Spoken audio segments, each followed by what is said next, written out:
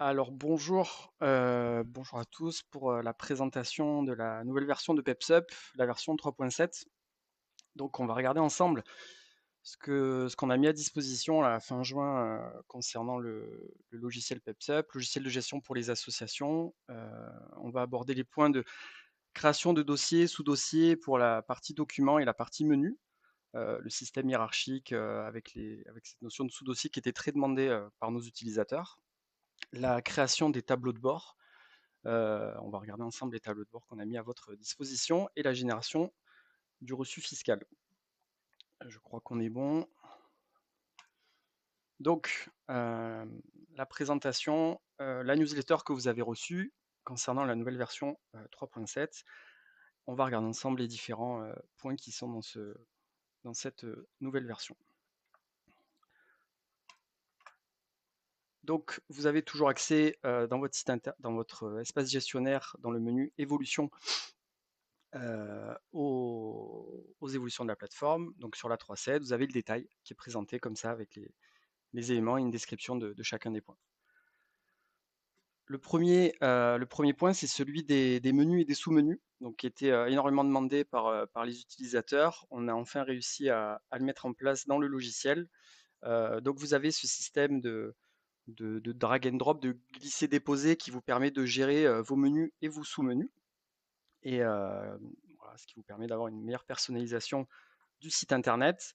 Donc si on regarde l'impact que ça va avoir, on va avoir accès donc à des sous-menus, à éventuellement des sous-sous-menus et les pages que vous avez définies. Et les modifications, elles se font par drag and drop. On a la même chose côté documents. Donc on a appelé ça des dossiers. L'idée, c'est que vous ayez un premier dossier des documents non classés qui va s'afficher avec l'ensemble des documents visibles. Alors toujours en fonction du statut, si c'est publié, si c'est en brouillon ou si c'est privé, en fonction de vos critères. Là, par exemple, j'ai un dossier administratif, donc je peux le déplacer à l'intérieur de ce dossier et je peux y déplacer des éléments. Ensuite, l'impact qu'on va avoir sur le site internet, donc il y a toujours cette page documents qui va contenir un dossier des documents, on va dire non classés. Et ensuite, vous allez avoir accès aux dossiers et aux sous-dossiers et aux documents qui sont présents dans chacun de ces éléments. Alors les tableaux de bord, on a créé dans chacun des modules en fait un tableau de bord spécifique. Historiquement, on en avait dans les contacts et dans la comptabilité. On a voulu harmoniser tout ça et vous apporter on appelle ça des KPI, des clés en fonction de votre usage et de votre compte. Donc c'est calculé systématiquement dans chacun des modules. Donc on va avoir un tableau de bord site internet qui va vous expliquer voilà, ce qui a été fait, ce qui n'a pas été fait. Un tableau de bord contenu du site, où là vous allez avoir beaucoup plus d'éléments, on va dire, statistiques sur les actualités, les événements, etc. Vous avez, quand c'est possible, des filtres qui vous permettent d'exploiter, on va dire, au mieux ce tableau de bord. Le tableau de bord des contacts historiques a été rendu spécifique et uniquement aux contacts, avec des éléments en plus, comme par exemple le nombre de contacts qui ont un rôle applicatif. Le tableau de bord des adhérents, qui lui vous permet d'avoir des statistiques sur votre processus d'adhésion, le nombre d'adhérents, le nombre de nouveaux adhérents, le nombre de renouvellements, le pourcentage de personnes qui sont inscrits dans le système, des aspects financiers qui ont été générés. Voilà. Un tableau de bord boutique, un tableau de bord du nouveau module des dons, et le tableau de bord comptabilité, et le tableau de bord communication. Ensuite, le nouveau module de génération des CERFA, configuration des reçus fiscaux, configuration des dons. Vous avez un premier élément qui vous permet donc dans don configuration de préciser les informations qui vont être utiles à la génération d'un reçu fiscal. Donc les informations qui sont liées à l'association, à sa structure, son adresse, tous les éléments qui sont spécifiques à l'association, les éléments du responsable, la signature et la partie classe comptable.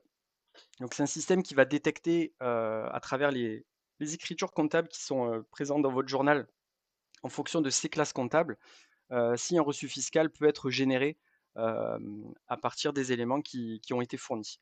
Donc si je prends un exemple, dans dont vous avez la liste des dons qui sont générés, on voit qu'il y a des critères, notamment le fait que le don soit payé, c'est un critère pour pouvoir générer le reçu fiscal. Là, le document, il est pas générable. Dans ce cas-là, où le don est payé et les critères de classe comptable sont satisfaits, on va avoir la possibilité de générer ce reçu fiscal qui suit le formalisme attendu par l'État. Donc vous allez avoir tous les éléments qui ont été renseignés par l'association dans sa configuration et les éléments qui sont propres au donateur, qui vous donne cet élément, ce reçu fiscal à télécharger. Alors on arrive vers la fin de la présentation. Les deux dernières fonctionnalités qu'on voulait vous présenter concernent le tableau de bord, on va dire, de pilotage des événements. Donc vous allez avoir en fait ce mécanisme de filtre qui est beaucoup plus complet que ce qu'on avait avant, avec la possibilité d'interagir avec vos événements et pour pouvoir voilà, être plus efficace pour travailler avec vos événements. Alors une autre évolution qui a été mise en place concerne la partie participation.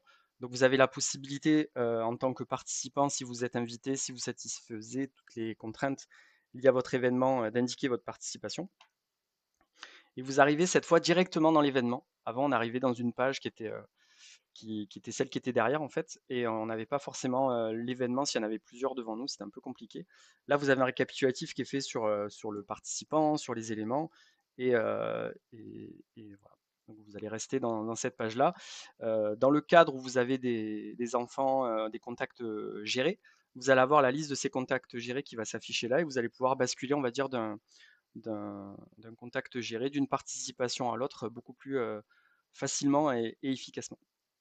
Une fois que vous indiquez votre participation, vous allez avoir la possibilité de voilà, d'aller directement vers le processus de paiement. Euh, c'est beaucoup plus fluide que ce qu'on avait précédemment. Alors voilà pour la présentation de cette version 3.7. Dans la prochaine version, la 3.8, on a mis en place un système de guide des mises en place. Donc, on a actuellement un système de guide des modules qui est présent dans chacun des modules, qui permet d'expliquer comment fonctionne le module d'adhésion, comment fonctionne la boutique, comment fonctionne le module des contacts. Le guide de mise en place, on appelle ça le guide des guides. C'est celui qui vous explique dans quel ordre l'idée c'est d'enchaîner ces différents modules et quels sont les éléments, on va dire, plus prioritaires que d'autres pour arriver à une phase de test, on va dire, la plus efficace possible pour découvrir le logiciel.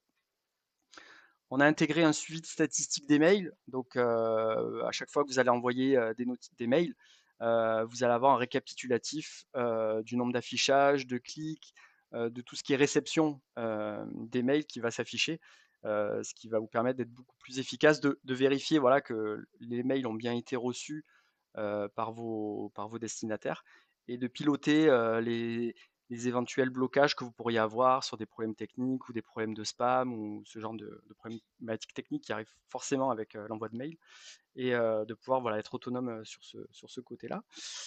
Formulaire des dons, c'est la suite qu'on vous a présentée de génération de reçu fiscal qui va permettre à l'utilisateur sur le site de l'association, sur un donateur, d'effectuer un don, donc d'aller jusqu'au paiement et de générer son reçu fiscal.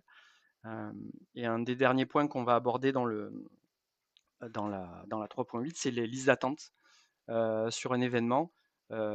Pareil, c'est un des points qui est très demandé dans le centre d'aide. Donc, on vous écoute et on met en place justement en fonction de ces retours, ces évolutions.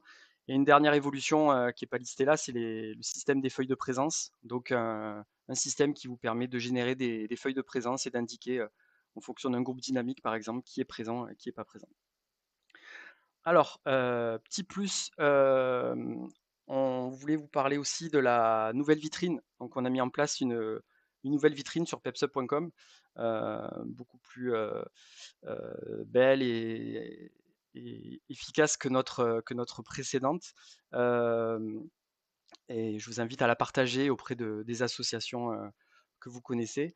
Et un petit rappel, maintenance des serveurs, mardi matin. Donc on bascule, enfin sur la nouvelle infrastructure, voilà, qui va nous permettre d'être, beaucoup plus robuste et d'accepter, on va dire une charge, beaucoup plus efficacement que ce qu'on pouvait faire jusqu'à présent. Donc heu, donc voilà, on arrive à la fin, la vraie fin de ce live. J'espère que ça vous a plu. Je vais voir avec l'équipe s'il y a des questions, mais s'il y en a pas, on va rester là-dessus. Dans tous les cas, beh, n'hésitez pas à contacter, l'équipe support si vous avez des questions, à poser des questions sur le pas de questions? Parfait. N'hésitez pas à mettre des questions si vous voyez ce live après, on y répondra avec plaisir. Donc PepsUp, c'est un logiciel de gestion pour les associations. Vous avez la possibilité de le tester pendant 30 jours, 30 jours gratuits qui vous permet, voilà, de mettre en place le logiciel pour, soit vous convaincre qu'il répond à vos besoins, soit de pouvoir, organiser une démonstration aux personnes du CA, pour montrer les fonctionnalités du logiciel et après, vous prenez ou pas l'abonnement qui vous convient, en fonction des fonctionnalités que vous avez, et que vous voulez.